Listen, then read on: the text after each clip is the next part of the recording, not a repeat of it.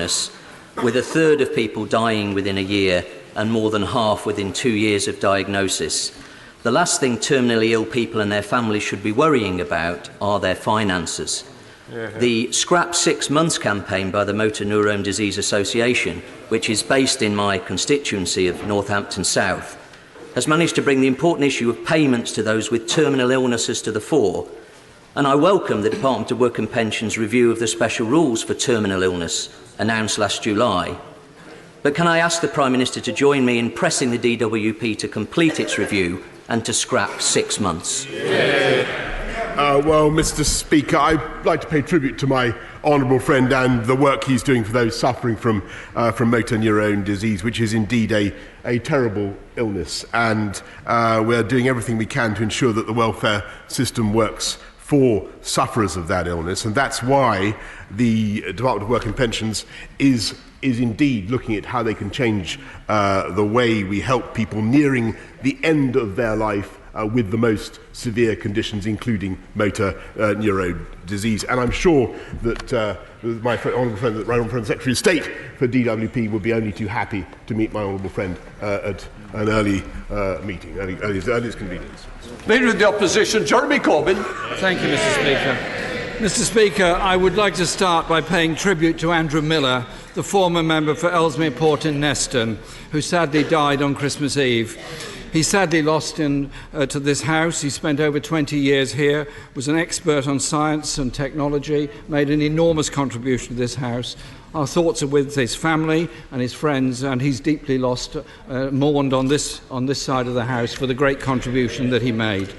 I also joined the Prime Minister in sending sympathies and support to friends in Australia, where the fires have claimed over 20 people.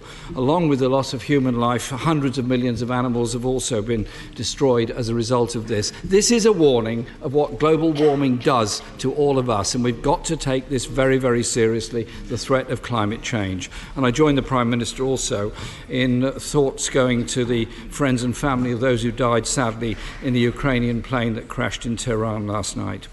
Mr. Speaker, following last night's attack on the United States bases in Iraq, can the Prime Minister confirm that he opposes any further retaliation or escalation in violence in a situation where the region is in real risk of going into a full-scale war?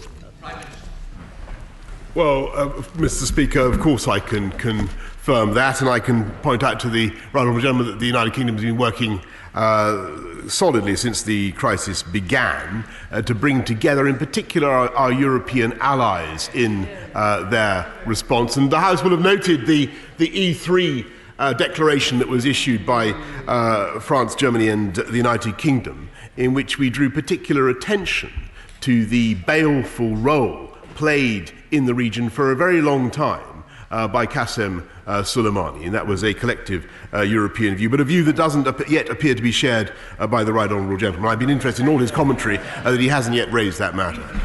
Jeremy Corbyn. Speaker, following the government's support for the United States over the assassination of General Soleimani, is the Prime Minister confident that United Kingdom troops and civilians are not at further risk in the region and beyond?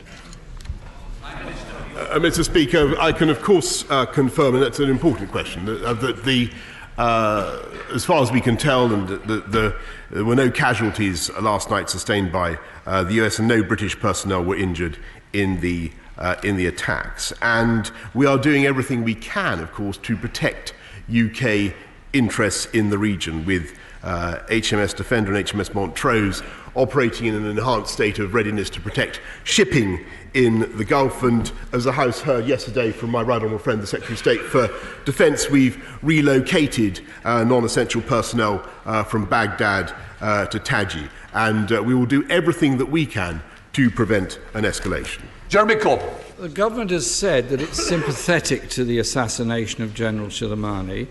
What evidence has the Prime Minister got to suggest that this attack on him and his death was not an illegal act by the United States? Well, Mr. Speaker, clearly the the strict issue of legality is not for the UK to determine, since it was not our operation. But I think that most reasonable people would accept that the United States has a right to protect its bases and its personnel. And I would remind the House that the individual concerned, Qasem Soleimani, was not only responsible for many years, amongst other things, arming the Houthis with missiles with which they attacked innocent civilians, arming Hezbollah with missiles which again they used to attack innocent civilians, sustaining the Assad regime in Syria, one of the most brutal and barbaric regimes in the world, and of course supplying improvised explosive devices to terrorists who, I'm afraid, killed and maimed British troops. That man had the blood of British troops on his hands. Mr. Speaker, if we stand by international law, as I'm sure the government does and would want to, then surely killing somebody in a foreign territory is an illegal act and should be condemned as such. If we believe in international law, that should be the solution to the problems in the world. And as a permanent member of the United Nations Security Council,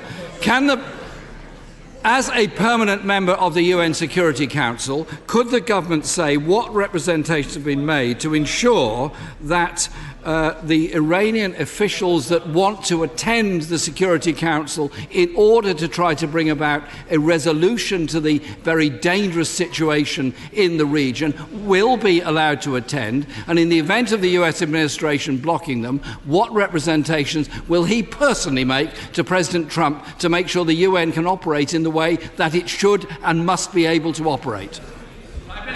I think the right honourable gentleman is probably well aware that the United States has a duty under international law to allow people to visit the UN, and that is indeed the position that the UK supports.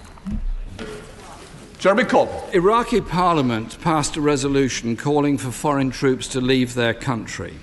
Can the Prime Minister confirm that the British government will respect any decision made by a sovereign parliament and government in Iraq that may make such a request in the future, and will respect the sovereignty of Iraq as a nation?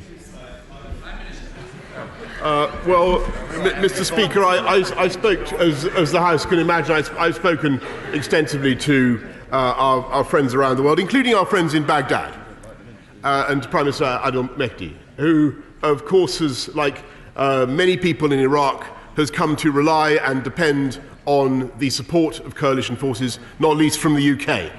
And as he will know, there is a very significant NATO mission in Iraq at the moment, helping in the fight against Daesh. And I think it is my wish, the wish of this government, I think it should be the wish of this House, that we should do everything that we can to support the security and integrity of Iraq and of the Iraqi people.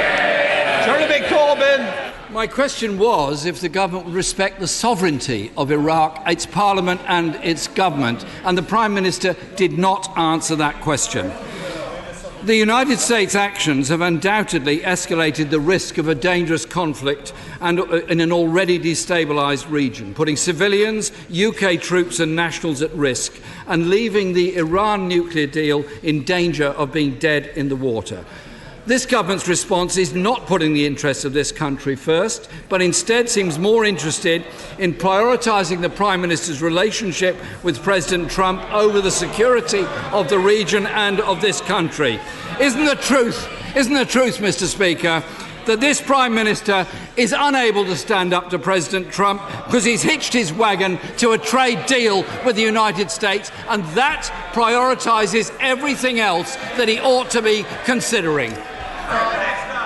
Well, Mr. Speaker, I was kind of waiting for the little green men thing to come out at the end about the trade deal.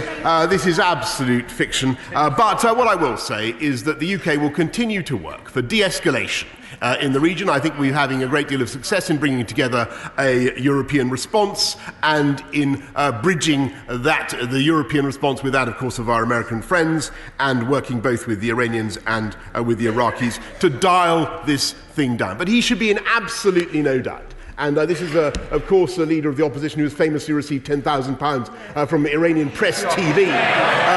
He should be he should be in absolutely no doubt that we are determined to guarantee with everything that we can the safety and security of the people of Iraq, whereas he, of course, would disband NATO. And it is this government that will continue to stick up for the people across the Middle East who have suffered at the hands of Qasem Soleimani and the Iranian Revolutionary Guard, Quds Force that he has led and whose terrorism he has promoted. And I'm very surprised at the end of these exchanges that he has yet to condemn the activities of Qasem Soleimani or the Revolutionary Guard.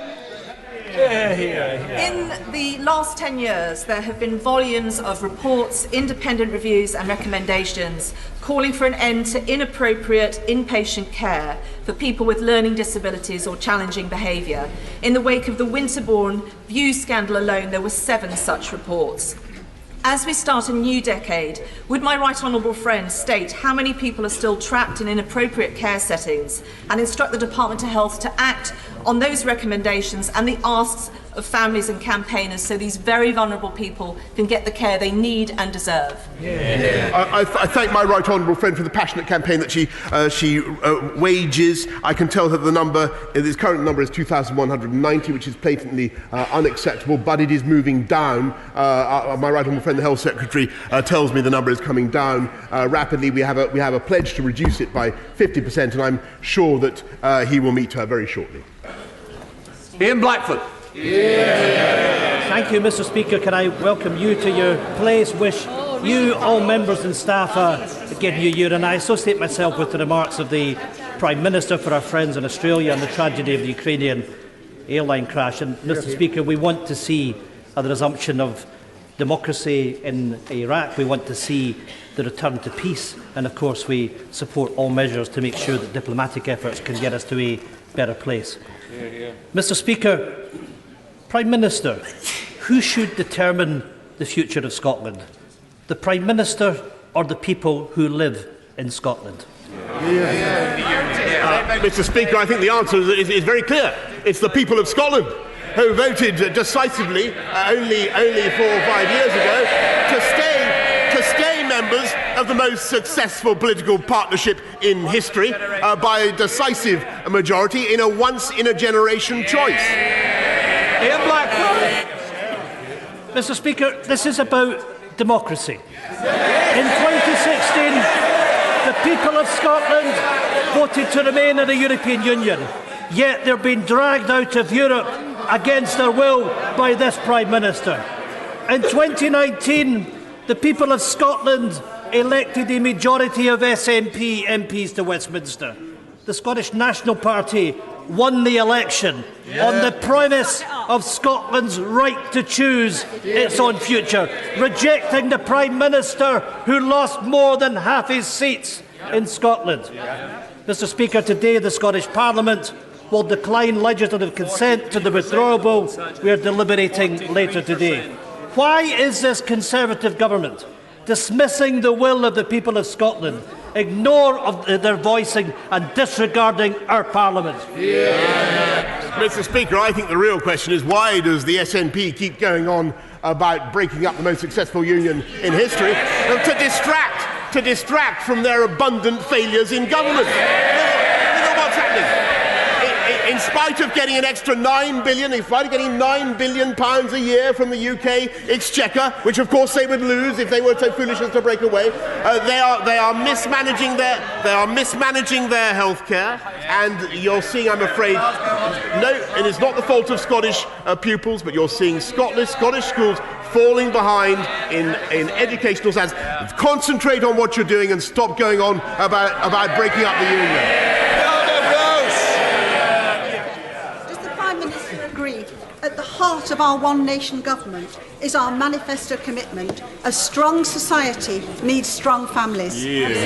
After last week's £165 million boost to extend the Troubled Families programme, will the Prime Minister outline how the government will additionally fulfil our manifesto pledge to champion family hubs to, and I quote from our manifesto, serve vulnerable families with the intensive integrated support they need to care for our children. Well, I pay tribute to my honourable friend for all that she has done to campaign for families, and it was thanks to her, I think, that we put family hubs in the manifesto.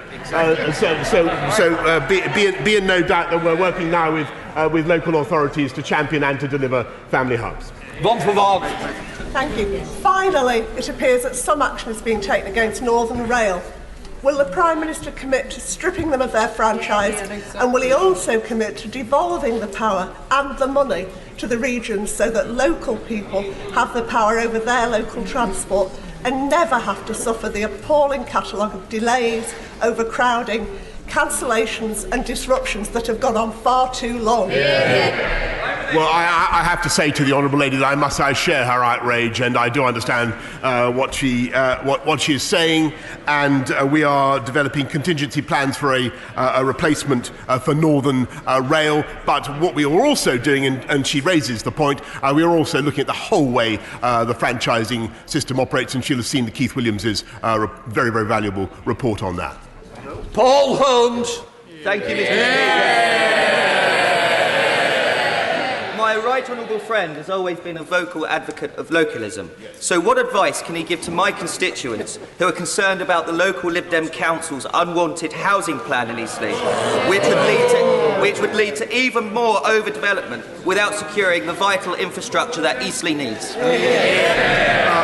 Well, I'm not surprised at what he says about the cavalier behaviour of Lib Dem councils in Eastleigh. We will make sure that insofar as we need to build many more homes, which we do, we will of course supply the infrastructure necessary and do it on brownfield sites. Joe Williams. Thank you, Mr. Speaker. The Prime Minister is a man of vision, apparently. What's his vision for the constitutional relationship between Wales and England in the events of Irish reunification and Scottish independence? Our relationship, like the relationship of the whole United Kingdom, will go from strength to strength.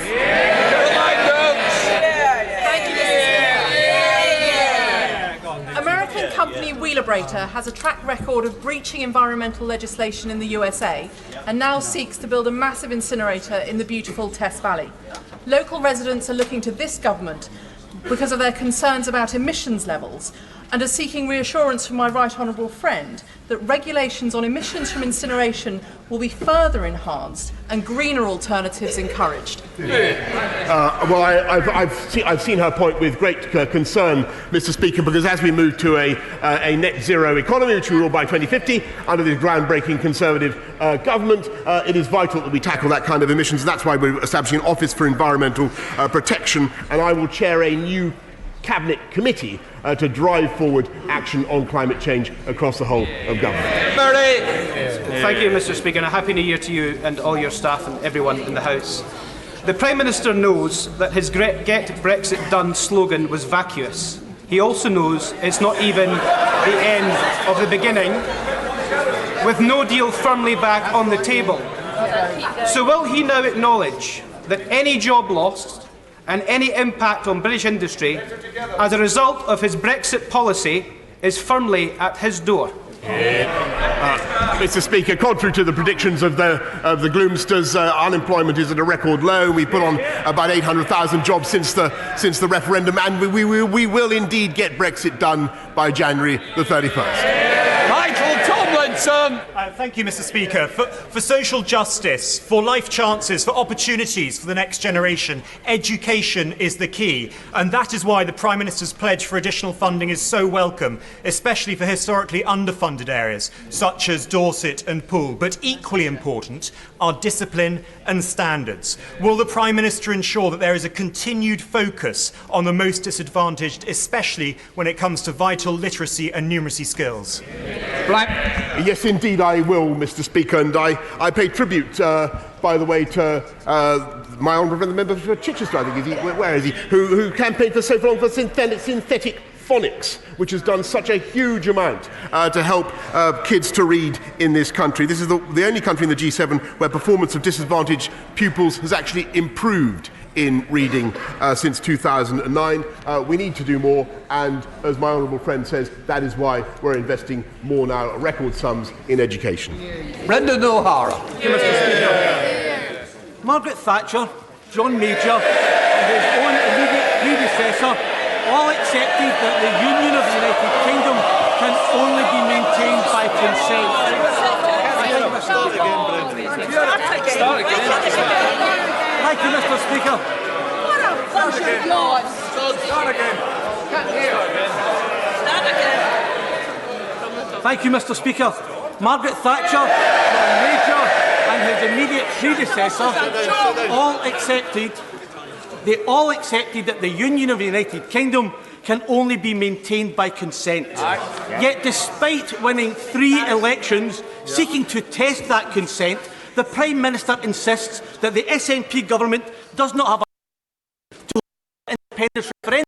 Could he tell me exactly what mechanism is these people to give their consent or otherwise for maintaining this union, and how should they go about exercising that? Well, Mr. Speaker, I can only repeat my point, which is that the Scottish people do have a mechanism. They used it in 2014. It's a referendum, and it took place. And it was, as I think members opposite all confirmed, it was a once-in-a-generation event. David Morris. Thank you, Mr. Speaker. Mr. Speaker, you being a Northern MP like myself would welcome the news that there's going to be more money spent in the north of England. I want to reiterate that Morecambe needs the Eden project, and would my right honourable friend the Prime Minister like to come to Morecambe and see me and the Eden team about getting the Eden project back in Morecambe again to make Morecambe the best place on the face of this earth? Indeed, Mr. Speaker, the Eden of Britain. I've just heard from my right honourable friend, the Chancellor, that he does indeed, Mr. Speaker, the House should know that the Eden project is now, thanks to the Chancellor, very likely to come to Morecambe. Thank you, Mr. Speaker. For more than 2 years, I have been campaigning on behalf of my constituents in Hart Hill and 4,000 other low-income road chef workers across the UK who have waited more than 20 years to receive share ownership money that is rightfully theirs. In 2018, there was a breakthrough when HMRC agreed to repay millions of pounds in wrongfully paid tax. However, I understand that they are trying now to recoup tax on every penny possible from those low-income workers. Given that the Trust was set up as a non-tax employee ownership scheme, does the Prime Minister think it is fair that HMRC would seek to run roughshod over that, and will he now meet with me in order to discuss this protracted saga? Yes, of course. I make a general point that we've done a huge amount to raise the burden to lift the burden of taxation on the low paid, and we're lifting the living wage by the biggest ever increase. But I know that my right honourable friend the Chancellor will welcome the opportunity to discuss the particular matter he raises in person. Shirley Schwarzer. In the period 2018 to 2019, overseas companies investing in Northern Ireland created nearly 1,500 new jobs. Would my right honourable friend agree with me that if Stormont were to be up and running again, then this year that number would be considerably higher, and that it's important that no stone is left unturned in efforts by the Northern Ireland parties to seek agreement so that the Northern Ireland Assembly can be properly functioning again? Thank you, Mr. Speaker. I'm proud to say the UK is now the 3rd highest recipient of foreign investment in the world, but Northern Ireland could get even more than it currently does if, as my right honourable friend rightly says, if people took their responsibilities and got Stormont up and running again. Tommy Shepherd. Mr. Speaker, in the twilight of the last Parliament, both the Scottish Affairs and Health Select Committees produced reports on the drugs crisis. Both reports drew on international evidence and recommended a change in the law to allow vulnerable addicts to be able to consume substances in secure facilities under medical supervision. Now, I know this is a complex and controversial area, and I'm not expecting the Prime Minister to make policy in the hoof, but I want to ask him, will he consider on a pilot basis the establishment of overdose prevention centres in order to gather evidence as to whether this could help prevent deaths in this country as it has in other countries. I'm grateful to the honourable member because he's raising a very important issue and a difficult problem. And the question is, how do you introduce, as it were, consumption rooms without encouraging consumption? That's the challenge that we face. As he knows, we are having a drugs summit this year. It will be held in Scotland, and we will be announcing a date shortly. Deanna Davidson.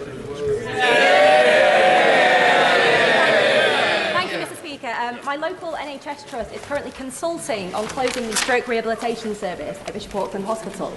Staff on the ward are rightly very concerned about this proposed closure and the impacts that it will have on local residents, particularly those in my rural communities. So, can I ask the Prime Minister, are you willing to work with myself and the Health Secretary to take this matter seriously and prove to the residents of Bishop Auckland that we're on their side? Yes. Well, can I congratulate my honourable friend and welcome her and indeed all new colleagues to their first edition of Prime Minister's Question Time. Thank her for raising her concerns with me. I've heard just now from the Health Secretary passing the ball straight down the line that he is indeed going to address the matter that she raises as fast as possible. As she knows, we're putting record sums into the NHS, and it is our intention to help Bishop Auckland. Lee Fletcher. Like much of the rest of the country, hospital A&E waiting times in Coventry have been under constant pressure, with the latest figures showing that almost a quarter of attendances are waiting 4 hours or more to be seen. I'm aware that the government has made commitments to invest in the NHS. So would the Prime Minister agree to meet a delegation from Coventry to discuss the prospect of opening a second walk-in centre in the city to alleviate some of the pressure on our overstretched A&E department? I thank her for raising the issue with me, and if I can't do it, I'm sure that the Health Secretary can. Sir David Evans. Thank you, Mr. Speaker. Does my right honourable friend share my concerns about the lack of educational achievement and aspiration among so many of our working class boys across the country? Will he make it a top priority for his government to ensure that all school children throughout the country are given the opportunities to maximise their talents? Yes, I can, Mr. Speaker, and not only are we investing record sums in primary and secondary education, but we're also setting up a national skills fund to help those who don't necessarily think that they are candidates for university but have a huge amount to offer the economy and need every help they can get. They have massive, massive potential. Thank you, Mr. Speaker, and Happy New Year to you and everyone else in the Chamber. Can the Prime Minister detail what steps he has taken, working in concert with Germany and France, in helping to restore the Iran nuclear deal since he was appointed Prime Minister in July? Well, I'm grateful to the Honourable. He raises a very important point, and as he knows, it is our view that the JCPOA remains the best way of preventing nuclear proliferation in Iran, the best way of encouraging the Iranians not to develop a nuclear weapon, and we think that after this crisis has abated, which of course we sincerely hope it will, that way forward will remain. It is a shell that is currently being voided, but it remains a shell into which we can put substance again. Baldwin. Thank you, Mr. Speaker. In recent months, the performance of West Midlands Rail for my constituents and for constituents across the region has been absolutely woeful. Will he agree with Andy Street, the West Midlands Mayor, that if they do not shape up by the end of January, that they too should have an inspection by the Secretary of Transport and potentially have their franchise taken away? Mr. Speaker, the House will have heard what I had to say already to the Honourable Lady about the performance of various franchise holders across our rail network. We are looking at the whole issue, and the bell is tolling for West Midlands Rail, if I hear my honourable friend correctly. Chapman. Thank you, Mr. Speaker. During the festive season, I've been thinking about the Prime Minister basking in his hammock and Mustique, maybe contemplating his mandate. But the mandate is absolutely nothing compared with the mandate won by my colleagues here on the benches. Winning 45% popular vote and 80% of the seats. our mandate is unassailable. So the Prime Minister's holidays are over, and it's now time to deliver on that mandate. The Scottish Government has an oven ready, Edinburgh Agreement 2.0. When will discussions begin? Mr. Speaker, I think I've given this answer a couple of times already. The people of Scotland had the chance to decide. They decided emphatically in favour of remaining in the UK, and that I think that decision should be respected. Steve Double. Thank you very much, Mr. Speaker. Can I warmly welcome the Prime Minister's continued commitment to invest and level up across our country. This will be particularly welcome in Cornwall, that continues to be one of the poorest parts of the UK. So will the Prime Minister confirm to the people of Cornwall that we will continue to be at the heart of his government's plans to invest in the regions of the country? Absolutely, Mr. Speaker, I can confirm that, and my honourable friend and I have discussed this issue many times. Not only will Cornwall continue to receive all the cash it gets through the Shared Prosperity Fund, but we will do extraordinary things with infrastructure, the A303, you name it, to improve transport to Cornwall, road transport, rail transport, and the NHS as well. Truro, Penzance, and virtually every hospital in Cornwall, Anson Hospital, will be there. Final question, Colton. Thank you, Mr. Speaker. In 2005, my constituent, Stephen Gallant, did a bad thing for which he is serving a life sentence in prison. But on the 29th of November, he was the third man on London Bridge. He wrestled the knife-wielding murderous terrorist to the ground so that police marksmen could shoot him dead. Stephen is rightly serving life in prison. But will the Prime Minister congratulate and pay tribute to Stephen for his bravery that day, which no doubt saved lives? Well, Mr. Speaker, I thank the honourable gentleman for his question and for making a very good point, which I think the whole House would agree. I'm lost in admiration for the bravery of Stephen Gallant and indeed others who went to the assistance of members of the public on that day and fought a very determined terrorist. And obviously it's not for the government to decide these things, but it is my hope that that gallantry will in due course be recognised in the proper way. Point of order, Hannah Bedell. Thank you very much, Mr. Speaker. I seek your advice. Yesterday, on re-entering the building for the first time after Christmas, I witnessed one of the worst cases of abuse of security staff that I have seen in my time here. One of the members of the other place, who I will name so as not to incriminate anybody else, Lord Ken McGuinness, had forgotten his pass, something that we have all been guilty of. However, instead of taking the advice of the security staff, who, as we all know, are here for our security and our safety, he proceeded to verbally abuse and shout at both the member of staff, calling them crooked, saying, did they not know who he was? He had been here for 46 years, and refusing to take the advice of and assistance of both myself, the security staff and the police that then attended.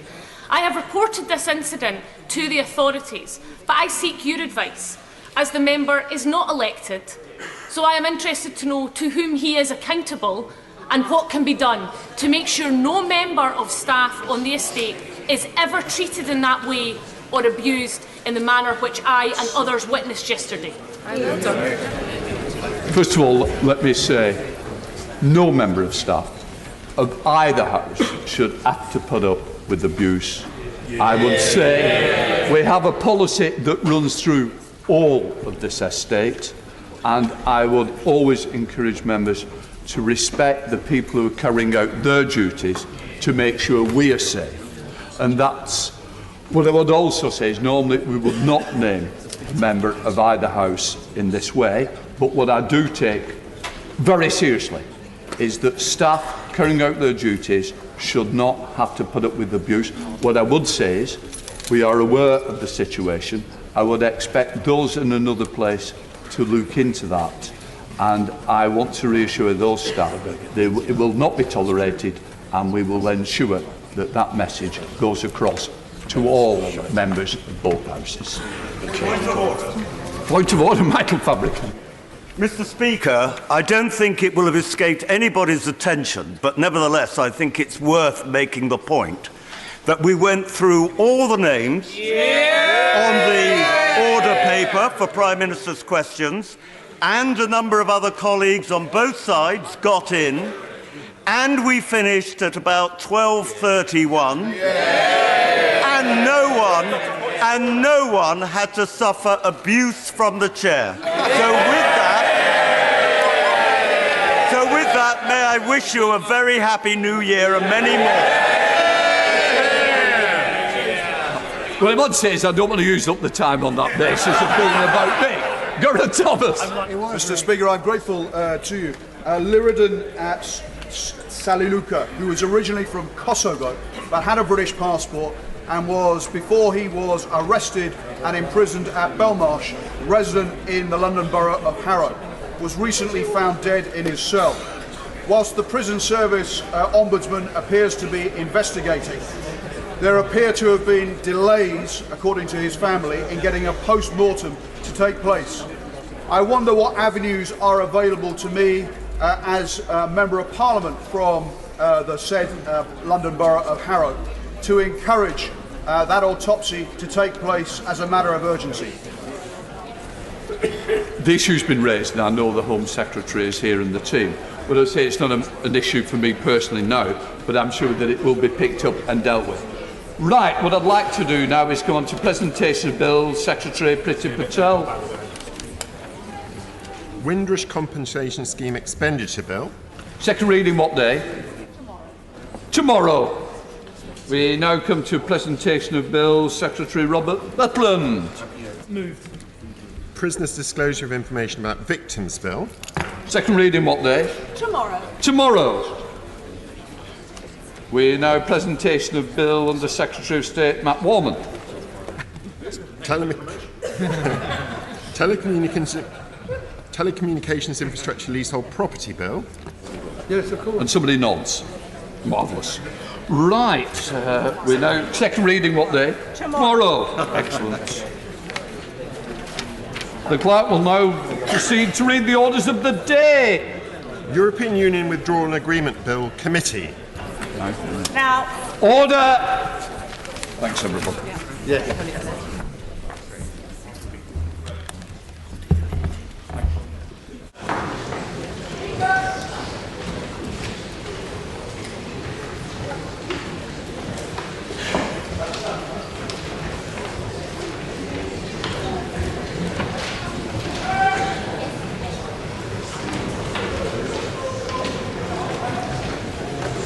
Order. European Union Withdrawal Agreement Bill. Good afternoon, ladies and gentlemen. We now embark on the second day of scrutiny of the withdrawal bill by Committee of the Whole House. And can I again gently remind honourable members that Mr. Speaker has determined that this is not a suitable vehicle for maiden speeches. And any colleagues wishing to make a maiden speech should consult with the table office, and they will find them most helpful. So we begin with Amendment 38, Clause 19, with which it will be convenient to consider clauses, schedules, amendments, and the new clause listed on the selection paper. Joanna Cherry. Thank you, Mr. Chairman. It's a pleasure to serve under your chairmanship. I rise to move Amendments 38, 39, 40, 41, 42, 43, 44, 45, 46 and 49 in my name and those of some of my colleagues. I also rise to move Amendment 10 in the name of my honourable friend, the Member for Central Ayrshire, and some of my other colleagues, and also to move Amendment 28, 29 and new clause 43 in the name of my honourable friend, the Member for Cumbernauld and Kilsyth. Mr. Chair, we heard a lot yesterday from the benches opposite about the desire for the British people to get on with Brexit. And so I would like to begin today by reminding the benches opposite that the United Kingdom at present consists of 4 constituent parts. And 2 out of those 4 constituent parts, Scotland and Northern Ireland, have voted to remain in the European Union on every single occasion they have been given, including the European Union referendum in 2016 and thereafter. And whilst I acknowledge that the Prime Minister and his party won a majority of the seats in England and respect that outcome in England, I would ask them on the benches opposite to pause and consider that the Prime Minister did not win a majority of the seats in Wales. He didn't win any seats in Northern Ireland, and indeed it was Remain parties that won the majority of the seats in Northern Ireland. And in Scotland, where the Conservative and Unionist Party stood on a manifesto of delivering Brexit and preventing a second independence referendum, they were reduced to a rump of 6 MPs, and the Scottish National Party won the election emphatically. So I would just ask that perhaps this afternoon could not be another session of Scotland Get Back in Your Box, but there might be some respectful recognition of the democratic desire of my constituents in Edinburgh South West and the majority of constituents in Scotland to have remained in the European Union. And therefore, rather than lectures about delivering the will of the British people, let us seriously consider that it is the role of opposition to scrutinise bills. And while I realise inevitably Brexit will now happen, although I hope and believe that Scotland will find a way round that, for Scotland, that doesn't mean to say that there aren't very legitimate concerns about the way in which the government are seeking to deliver Brexit. And I will, yes.